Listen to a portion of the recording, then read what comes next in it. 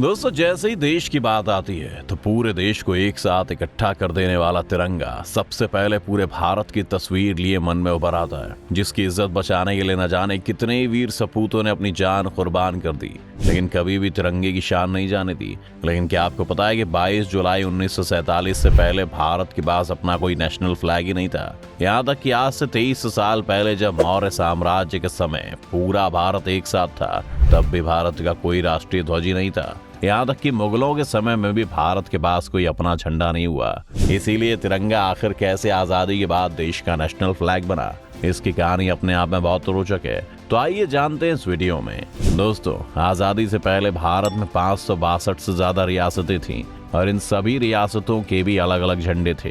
गुलामी के दौर में ब्रिटिश भारत का झंडा यूनियन जैक से प्रभावित था, जिसका भारत की संस्कृति और इतिहास से कोई संबंध नहीं था। ये ध्वज भारत का नहीं बल्कि भारत की गुलामी का प्रतीक था। हालांकि भारत का राष्ट्रीय ध्वज अस्तित्व में कैसे आया, इसकी कहानी भी काफी दिलचस्प है। 20वीं शताब्दी में अंग्रेजों के खिलाफ जैसे जैसे भारत की आजादी का आंदोलन मजबूत हुआ, वैसे वैसे लोगों को एक राष्ट्रीय ध्वज की जरूरत महसूस हुई जो पूरे देश को एकजुट रख सके। साल 1905 में जब अंग्रेजों ने धर्म के आधार पर बंगाल का विभाजन किया, तो उस समय इसका जबरदस्त विरोध हुआ। क्रांतिकारियों ने तय किया कि वो इस विभाजन के विरोध में एक राष्ट्रीय ध्वज डिजाइन करेंगे और इसे कलकत्ता में फहराया जाएगा।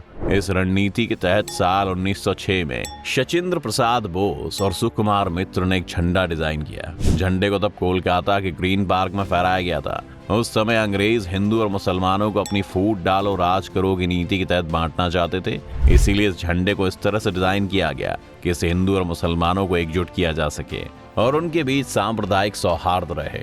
इस झंडे में हरे रंग के कमल के फूल बने हुए थे, बीच में वंदे मातरम लिखा था और लाल रंग पर चंद्रमा और सूर्य को दिखाया गया था। इसके एक साल बाद साल 1907 में स्वतंत्रता सेनानी भीकाजी कामा ने जर्मनी के बर्लिन में इसी तरह का एक झंडा फहराया था। हालांकि इसमें सबसे ऊपर हरे रंग की जगह केसरिया रंग को जगह दी गई थी और बीच में वंदे मातरम लिखा हुआ था। इसके 10 साल के बाद साल 1917 में लोकमान्य तिलक और एनी बेसेंट ने भी एक झंडे का डिजाइन किया। ये उस समय की बात है जब होम रूल मूवमेंट अपने चरम पर था। इसके तहत यह क्रांतिकारी अंग्रेजों से पूर्ण आजादी की मांग ही नहीं कर रहे थे, बल्कि वो ये चाहते थे कि अंग्रेज भारतीय नागरिकों को भी उनकी व्यवस्था में शासन करने का अधिकार दे। इसलिए इस आंदोलन के दौरान जो झंडा डिजाइन हुआ उसमें यूनियन जैक को भी रखा गया, लेकिन तब तक भी तिरंगे का कोई निशान नहीं था। हालांकि आज जो तिरंगा भारत की शान है, उसे डिजाइन करने में पिंगली वेंकैया का बहुत बड़ा योगदान था, जो कि एक स्वतंत्रता सेनानी थे और उनका जन्म 2 अगस्त 1876 को आंध्र प्रदेश के कृष्णा जिले में हुआ था, जिसके लिए 1916 से लेकर 1921 तक पिंगली वेंकैया ने 30 देशों के राष्ट्रीय ध्वजों पर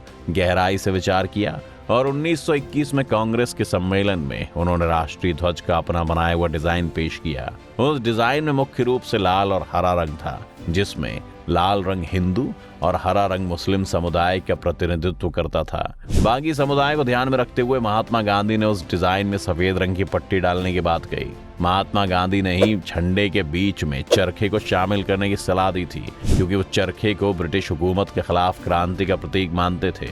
उनका कहना था कि चरखा भारत के लोगों को आत्मनिर्भर बनने के लिए प्रेरित करेगा और इससे आजादी का आंदोलन भी मजबूत होगा। जिसके बाद अगस्त 1931 को कांग्रेस ने अपने सालाना सम्मेलन में तिरंगे को राष्ट्रीय ध्वज नेशनल फ्लैग के रूप में अपनाने का प्रस्ताव पारित किया। हालांकि तब इस ध्वज में लाल रंग को हटाकर केसरिया रंग शामिल किया गया, क्योंकि केसरिया रंग हिम्मत, त्याग और बलिदान का प्रतीक माना जाता है। यानी अब इस ध्वज में केसरिया, सफेद और हरे रंग की पट्टियां थी और बीच में चरखा था। जिसके बाद से इसी तिरंगे के नाम पर बड़ी बड़ी क्रांतियां हुई और 22 जुलाई 1947 को संविधान सभा ने तिरंगे को फाइनली आजाद भारत के राष्ट्रीय ध्वज के रूप में स्वीकार किया। लेकिन इस ध्वज में चरखे की जगह अशोक चक्र को शामिल किया गया। एक नीला चक्र था जिसे अशोक का धर्म चक्र भी कहा जाता है। अब ये बात भी समझने वाली हो जाती है कि आखिर तिरंगे में धर्म चक्र को क्यों शामिल किया गया। इसकी भी एक वजह है। धर्म चक्र का इस्तेमाल मौर्य साम्राज्य के सम्राट अशोक ने किया था। यह धर्म चक्र सम्राट अशोक के भारत की विशाल सीमाओं का प्रतीक है। उस वक्त पूरा भारत एक शासन व्यवस्था की डोर में बंधा हुआ था और सम्राट अशोक के राज्य में पूरा पाकिस्तान और आज का बांग्लादेश भी मौजूद था। हालांकि बहुत सारे लोग ये भी सवाल पूछते हैं कि आखिर तिरंगे में चरखे को क्यों हटाया गया। इसके 2 बड़े कारण थे। पहला कारण ये था कि तिरंगे पर चरखा होने से ये पीछे से उल्टा दिखता था। दूसरा कारण ये था कि चरखा भारत के गांव की आत्मनिर्भरता को दर्शाता था, जबकि नेहरू देश में बड़े बड़े इंडस्ट्रीज को भी शामिल करना चाहते थे। इसीलिए उनका मानना था कि इस पर अशोक चक्र होना चाहिए। उस जमाने में एच.वी. कामत भी इस झंडे में एक संशोधन चाहते थे।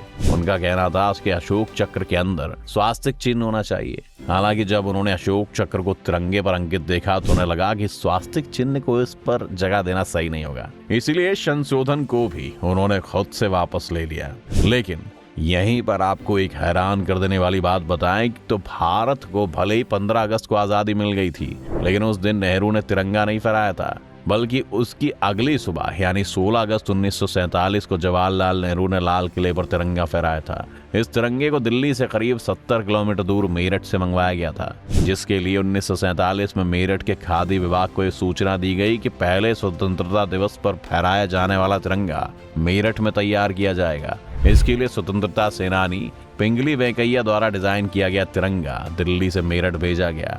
मेरठ में तिरंगा तैयार करवाने की खास वजह थी, और वो ये कि भारत का पहला स्वतंत्रता संग्राम 1857 में हुआ था और इसकी शुरुआत ब्रिटिश आर्मी के भारतीय सिपाहियों ने मेरठ से ही की थी। तो इस तरह से ये 3 रंगों वाला तिरंगा पूरे भारत को रिप्रेजेंट करता हुआ आज भी और आने वाले सालों में भी हमारे लिए सबसे बड़ी शान के रूप में रहेगा। आपको तिरंगे की ये कहानी कैसी लगी हमें कमेंट करके जरूर बताएं। साथ ही वीडियो को लाइक और शेयर करना ना भूलें और चैनल को सब्सक्राइब भी कर लें।